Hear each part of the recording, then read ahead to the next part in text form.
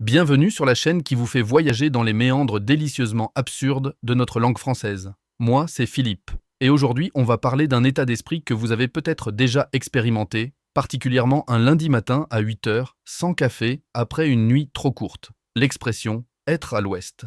Alors, être à l'ouest, qu'est-ce que ça veut dire exactement? Ce n'est pas une localisation géographique. Si quelqu'un vous dit « lui, il est complètement à l'ouest », ce n'est pas qu'il habite à Brest ou à Quimper. Non.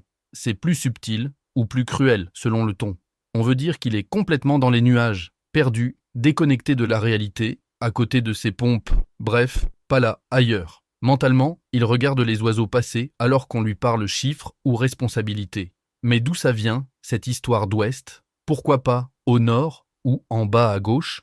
Eh bien, plusieurs hypothèses existent, et c'est là que ça devient intéressant.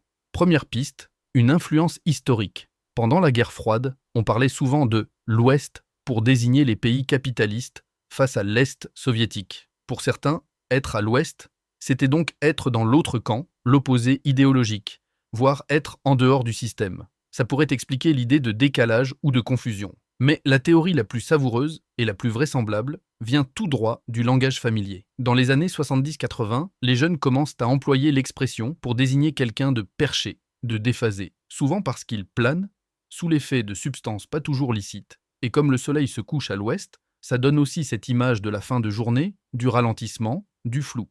Bref, on est à l'ouest quand on n'est plus vraiment là.